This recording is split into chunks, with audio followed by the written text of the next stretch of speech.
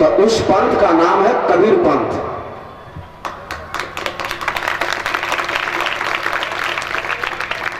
और कबीर पंथ के छाया में ही इस समाज का कल्याण है। आज मैं ये कहना चाहता हूं, यहां पर प्राय सभी संप्रदाय के संत आए हुए हैं, भक्त आए हुए हैं, लेकिन आप लोग जो रामचरितमानस के पाठ करते हो या किसी में भी हो, थोड़ा उस ग्रंथ के पढ़ो और उनके विचारधारा के पढ़ो। आज सबसे ज्यादा रामचरितमानस का यदि कोई पाठ करवाते हैं तो कौन कौन करवाते हैं? जिनके पूर्वजों को गाली दिया गया है और पानी पी पी करके गाली दिया गया है। और नारी को तो रामचरितमानस छूना ही नहीं चाहिए। नारी यदि रामचरितमानस को छूती है तो इसके जैसा कुछ पाप है ही नहीं, जिसके लिए कहा गया कि भोल गमार शूद्र पशु नारी ये सब है ताजन के अधिकारी। ये ढोल और गमार, ये ढोलक पिटाने से ठीक रहता है और नारी भी पिटाने से ठीक रहती है। अब बताओ, सदगुरु कबीर कहते हैं, जेते औरत मर्द उपाने सो सब रूप तुम्हारा है, कबीर कोंगरा अल्लाह राम का सो गुरु पीर हमारा। ये जितने भी बैठे हुए नर नारी हैं सब हमारे परमात्मा का स्वरूप है, हमारे आराध्य हैं, हमारे इष्ट हैं। बताओ किधर चलोगे? आप कबीर को अपनाना चाहते हैं कि गोस्वामी तुलसी के रामचरितमानस को? बीजक कहता है कि जितने भी ये नर नारी हैं सब परमात्मा के स्वरूप हैं, ये जितने भी हैं सब मानव हैं। जेते औरत मर्द उपाने सो सब रूप तुम्हारा है, कबीर पोंगरा अल्लाह राम का सो गुरु पीर हमारा है। ये हमारे पीर हैं। बुझ बुझ पंडित बिरवा न होए, आधे बसे पुरुष आधे बसे जोए। ए पंडितों, थोड़ा बूझो कि आधे सृष्टि में पुरुष है और आधे नारी है। अब ये नारी कैसे हो जाएगी ढोल का मार? अभी पिटने से ठीक होगी? आज सबसे ज्यादा जो कुकर्म करता है कि दान दक्षिणा के धन लेकर के गाय गधा मछली मुर्गी साफ कर रहा है। आज इस पर अनुशासन की आवश्यकता है। या जिसके दांत चांदी के जैसे चमक रहा है और जो सात्विक समाज के कल्याण के प्रतिज्ञा लिया है, किस पर अनुशासन होना चाहिए? आज जो हम यहां से बात प्रस्तुत कर रहे हैं, आप लोग जब इस बालकांड को पढ़ेंगे, गोस्वामी तुलसी जी से एक कबीर पंथ शेर के बच्चा शेर जाकर के पूछा कि हे गोस्वामी तुलसी जी, वास्तव में ब्राह्मण का विरोध नहीं करना चाहिए, ठीक है, लेकिन जिस ब्राह्मण का विरोध नहीं होना चाहिए उस ब्राह्मण का थोड़ा लक्षण भी है। जितेंद्रिय धर्मं परः स्वाध्याय निरतः शुचि काम क्रोधो वशो यस्य तम देवा ब्राह्मणं विदुः। जो अपने इंद्रियों के वासनाओं को जीत लिया है, जितेंद्रिय धर्मं परः, धर्म का अर्थ है दया, धर्म का मूल है। धर्मं परः स्वाध्याय निरतः शुचि, जो हमेशा स्वाध्याय करता है और निरंतर शुद्ध रहता है। काम क्रोधे वशो यस्य, जो काम और क्रोध को जीत लिया है, तम देवा ब्राह्मणं विदुः, ज्ञानी जन उसको पंडित कहते हैं। ऐसे पंडित है तब तो ठीक है, लेकिन ऐसी बात नहीं आती। गोस्वामी दूसरे पंक्ति में कहते हैं, मारत शापत पुरुष कहंता पूजो विप्र असगावहि संता। यदि कोई ब्राह्मण पंडित यादव कुशवाहा धोबी चर्मकार पासवान को लात से मारे, चप्पल से मारे, जूता से मारे, ये केवल कर जोड़ करके सह ले।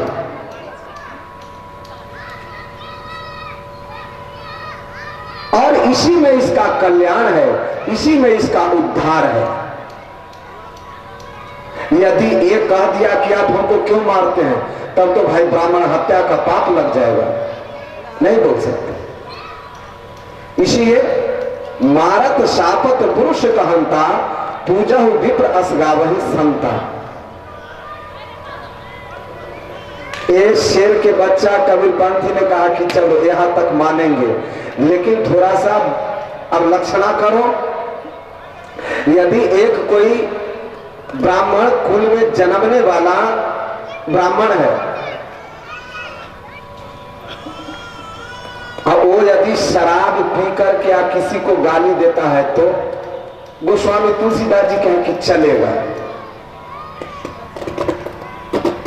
कहें कि वो पूरे काली कलुट्ठा है, गोस्वामी तुलसी कहते तो भी चलेगा। कहें कि वो एकदम निरक्षर भट्टाचार है, कुछ नहीं जानता है, कहा तो भी चलेगा। कहें कि जुआ ताश भी वो पंडित जी खेलते हैं, कहा तो भी चलेगा। कहा कि पंडित जी गाय गधा मुर्गा सब साफ करते हैं, कहा वो चलेगा। कहा कि वो थोड़ा सा वेश्यालय भी चल जाते हैं, तब गोस्वामी तुलसी खिसिया गए।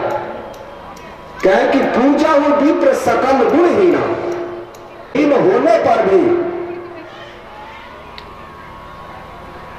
वो पंडित के बेटा होने के कारण पूज्य है।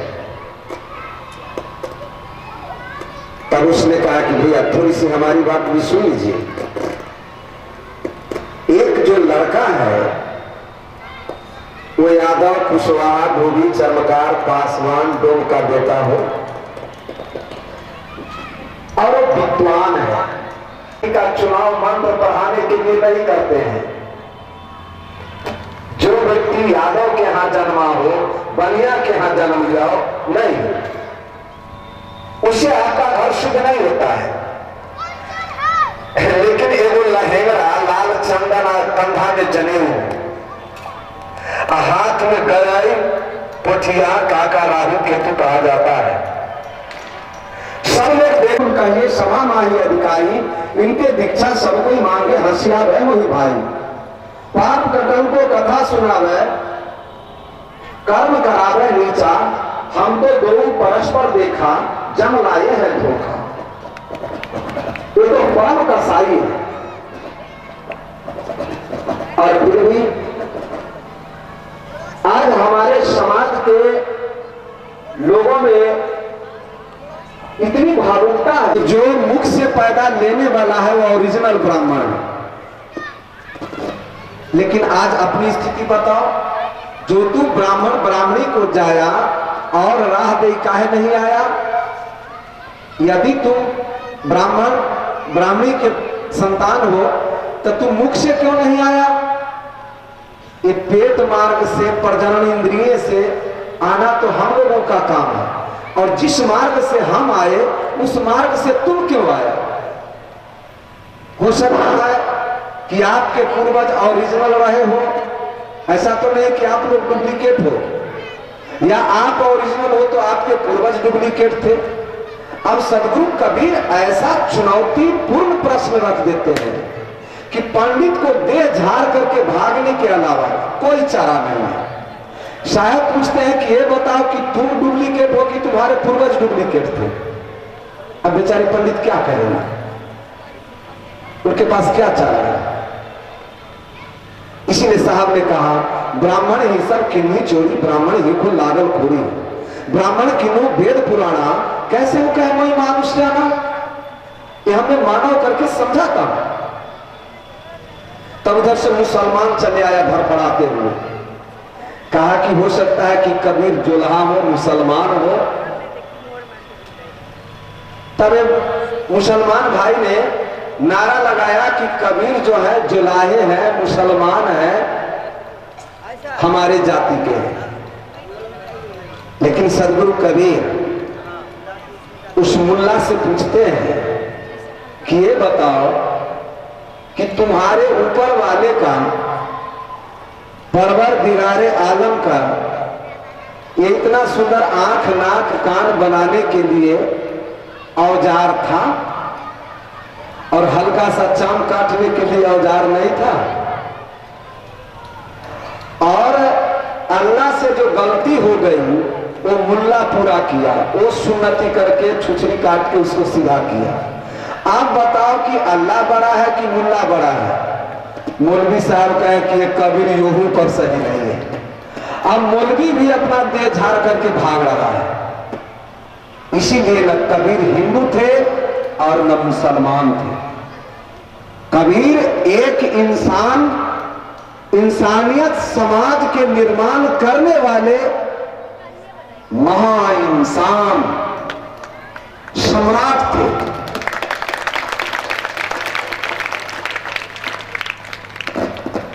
और इसीलिए ये सिख धर्म तो बाद में बना है।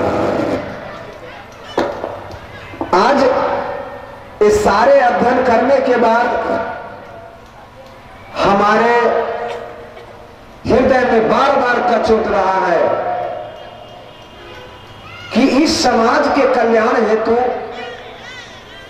कौन सा मार्ग को अपनाए। तो मैंने देखा कि जब जब इस राष्ट्र में, समाज में क्रांति की आवश्यकता हुई है, तब तब युवाओं की और युवतियों की आवश्यकता पड़ी।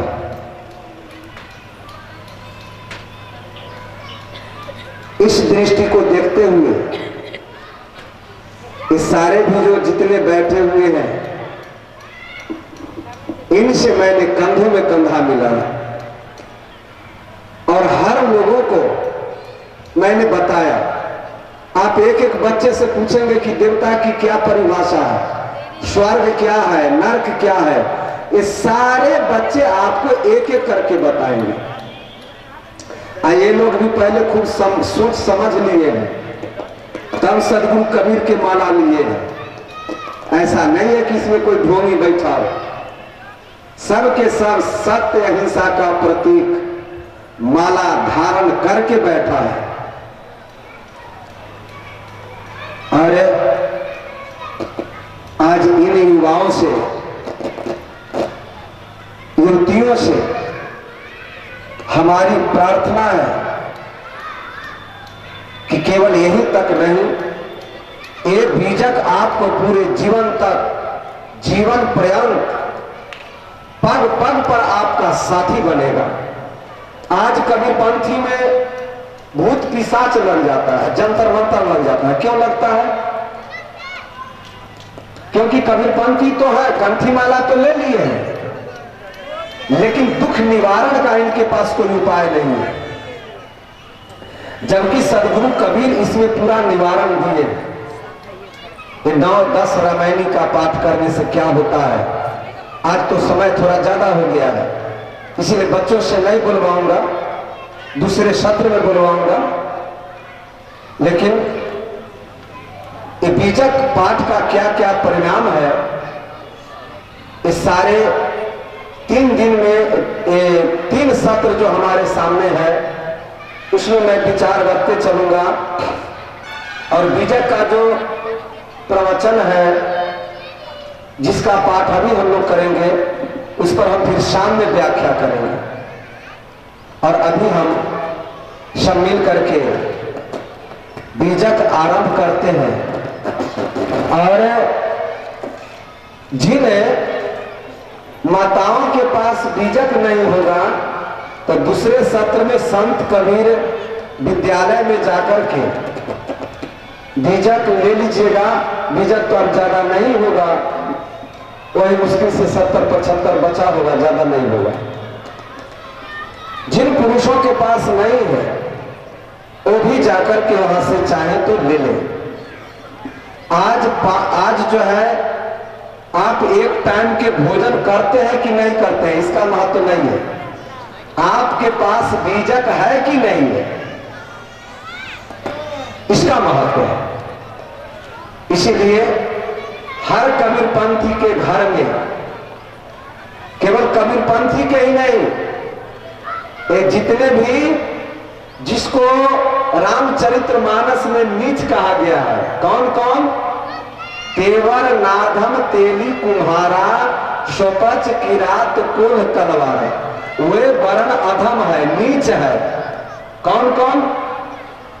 तो वो कहते हैं तेली, कुम्हार, डोम, ये कलवार, ये सब के सब नीच है।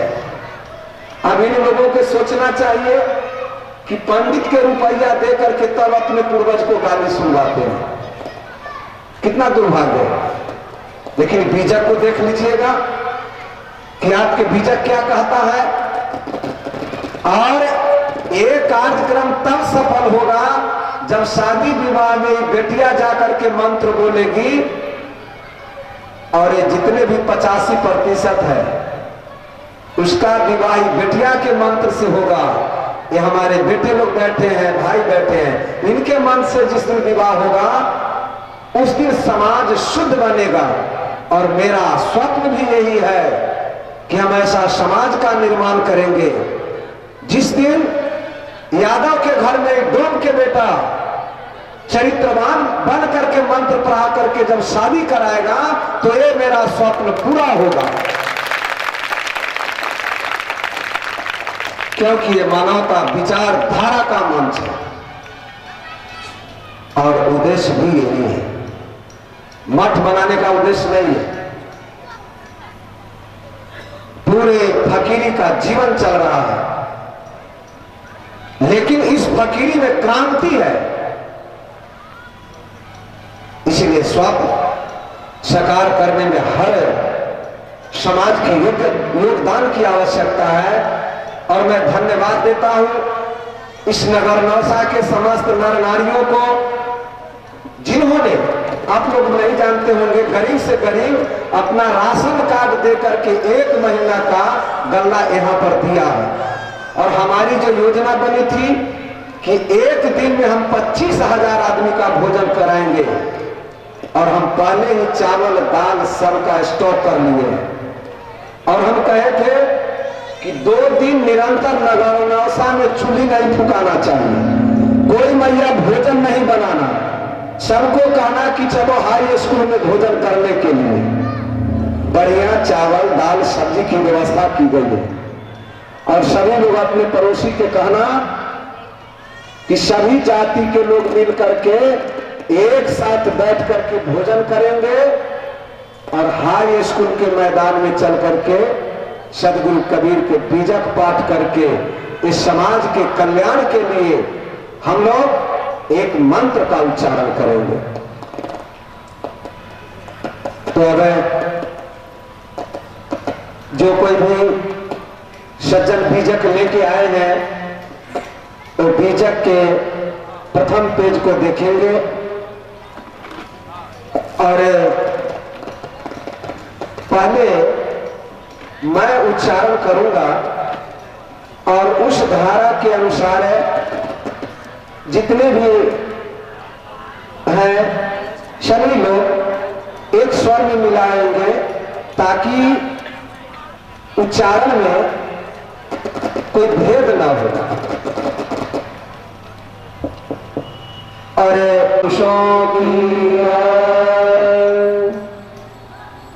बासो